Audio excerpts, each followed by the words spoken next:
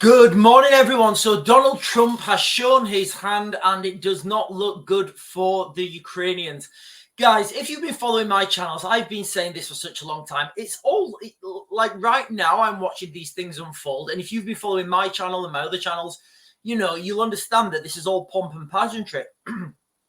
The real decisions about this global conflict that's coming, it's been made maybe years ago, maybe even tens of years ago. Right now, I'm actually thinking this has been made like in the 80s or something. When you look at how Britain reacted to the Falkland Islands when the Argentinians invaded. Anyway, so most recently, Donald Trump's been on a podcast and he's blaming the war in Ukraine on Volodymyr Zelensky. Remember, guys, right now at this point in our humanity's history, doesn't really matter what people say. This divergence has to happen. The United States has to focus in the Middle East, and the United Kingdom has to lead what's left of NATO. Now, it might be another pact. It might have another name on it. I know some of you guys have given me some suggestions on pacts and treaties that have been signed in the European, not spectrum, in the European sphere. So it doesn't really matter what name is on the tin, but the United Kingdom will lead in Europe against the Russians, and the Americans will fight in the Middle East, predominantly against Iran and its proxies. So what does this all mean then for the greater scheme of things? Well, not really much. If you be like right now, this is like big news to everybody, and it's kind of like when I'm looking at these things now, I look at them and I think, of course that's going to happen. And like I said, if you've been following this channel, you'll understand that I've been saying this for such a long time, like maybe a year or something. And in my personal life, I've been saying this since 2022. Now, on the podcast, in fact, let's just get it up quickly. I'll not, where are we? That one. So on the podcast, that's wrong. So on this podcast, he's on with, I'll show you in a minute. I don't want to get his name wrong. There we are. So Trump suggests Zelensky is to blame for the Russia-Ukraine war. Guys, remember, all right?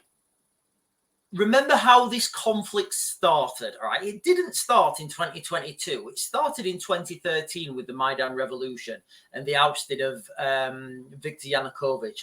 Then there was they say it was a separatist movement in the east of Ukraine and Crimea. But let's be fair. It was Russian. It was Russian special forces.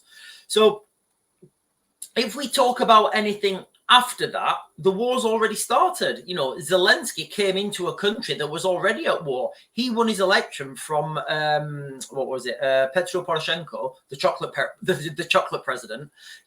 He won the election from him, and the country was already at war. So Trump to say that it's Zelensky's fault that the war, blame the war on Zelensky when Zelensky wasn't even in charge in 2014 when the invasion happened. It is what it is. These things have to happen because, Russia and the United States don't want to fight each other. So that way, the United States is going to face off with Iran, and the rest of Europe and the United Kingdom are going to face off against Russia.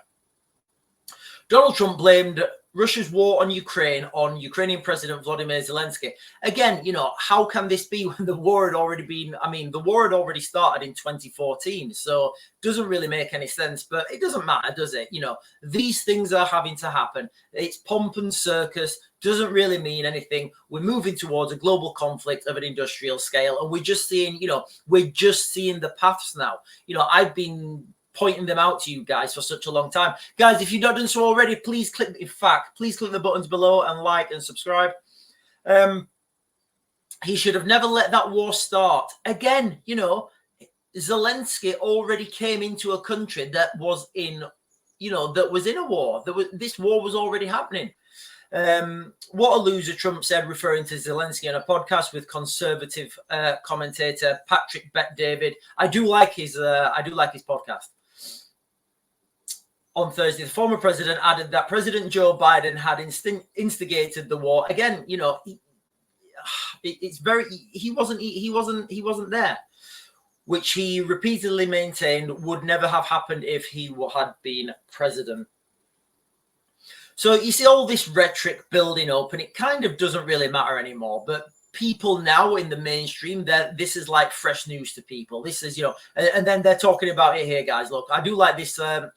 I do like these guys, Politico. They seem to get a really measured. They seem to be one of the more measured outlets. In reality, the conflict between Russia and Ukraine is more than a decade old. Back in 2014, Putin used disguised Russian troops and separatist forces to take over parts of eastern Ukraine, as well as the Crimea region. Low-level fighting. It wasn't low-level, guys. Be under no illusion. The fighting was not low-level. Reached a new height in 2022 when the Kremlin chief launched a full-scale invasion of Ukraine. So why is this happening then, guys? Why are we going to have this diversions? And I don't want to I don't want to go over things I've said before, but I think it's fair just to keep bringing it to the fore of people that the United Kingdom and Europe, we have a huge Muslim population. We have a huge Arabic-speaking population. However you want to put, whatever you want to put on that bracket, that is the reality. There's no, whether you think that's a good thing, whether you think that's a bad thing, whether you think that's, whatever, it doesn't matter. That is the reality of the situation. Now, if the United Kingdom and the rest of Europe were to fight a war on two fronts. So if we were to back the United States, back Iran, not Iran, forget that, back Israel in their,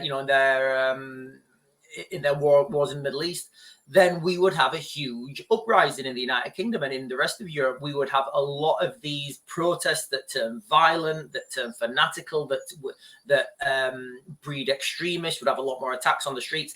That's the reality, guys. All right. That is the reality of what would happen if we were in a war in the Middle East, in Europe. The United States, they don't have that. Problem, I guess, in the context that if that happened, it would be a problem for the people who live there. So in the United States, they don't have that problem. So they can openly go to, have a war with in the Middle East.